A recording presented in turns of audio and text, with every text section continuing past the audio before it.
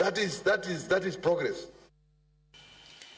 Duong mochung ne weche mag loe pacho kaendi National Lands Commission osingo matieko chudo mar omenda maromo bilion 120 ne mier ma nyepok yudo chudo margi bang' dargi mier ma chiwo thuolo ne gedo mar Nzoia irrigation project higni 9 mokalo. Kaka Steve Biko lero, jopiny go winjore oyud chudo mar omenda maromo bilion 1.6 ka nyaka sani maromo bilion 1.5 osechul ma en 95%. Kama en okang' mar kedo gi oula e alwora ma aora Nzoia kod bero pur e alwora no.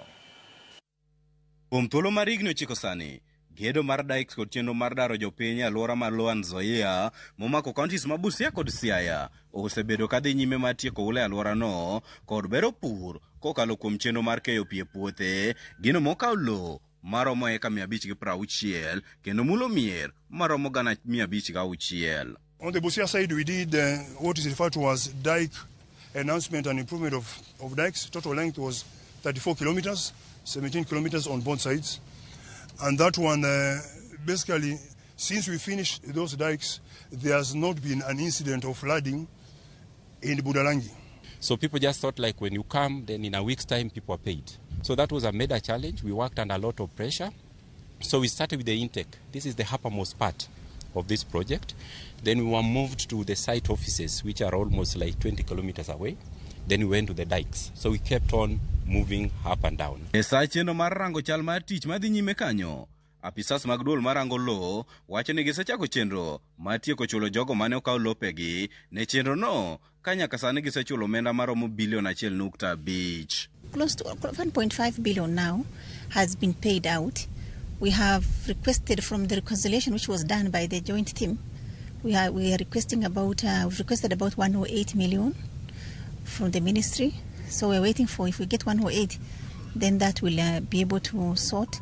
I know the issue of the chairman and the rest, we have about 70 million, which is payment in progress. Probably Kaunda, you'll be able to check from the list whether he's among the ones about to be paid, which now will be able to pay by end of next week. In terms of payment, we have about 5,600 pups. That's the entire number.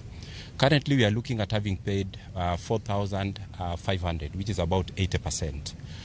In terms of money, the entire project costs in terms of acquisition around 1.6 billion. We've paid around 1.5. So that is around 95% of the money has been paid to the people who are affected.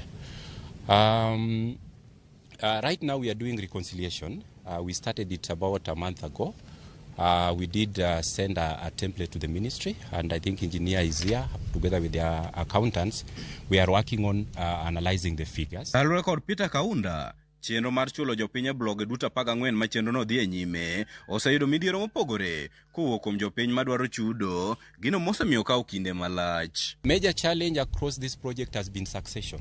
Nearly all the people are registered in terms of ownership. Because of the design of this project, at times it is designed, they implement it, then they require, we need additional land. After it's like that, like I think in this area where the Tinga is, that person is 1198, Uligega. He has not been paid. And what happened was, when we came, it was already cleared. So when we came to do inspection, there was nothing you can see. But the guy comes and tells you he had so many, there was a house, there was a tree, there were trees, there were this. So you, as a vendor, you don't see that. But again, you don't want to not to believe what the person is telling you. So issues of speculation also came in. Korka kore, Midusa Samson Musyoka, mar migao mar pi kod ler, nopuoyo okang' mar tiyo kanyakla kod migao mar lo, mane ni jopiny ma Nzoia oyudo chudo margi, gino mosekonyogi e gero dikes e lo maromo eka 34 kendo kedo gi oula e alwora no. Collaboration with the NLC and particularly Kaunda and his entire team, we have been able to really pay billions in terms of resettlement fees for beneficiaries or for the affected persons along this main canal. Nyaka sani gedo mar dikes ma Nzoia osethiro chenro mar oula ma muomo mier kendo bero chenro mar pur e alwora ma Nzoia. Steve Biko, Ramogi TV, Siaya.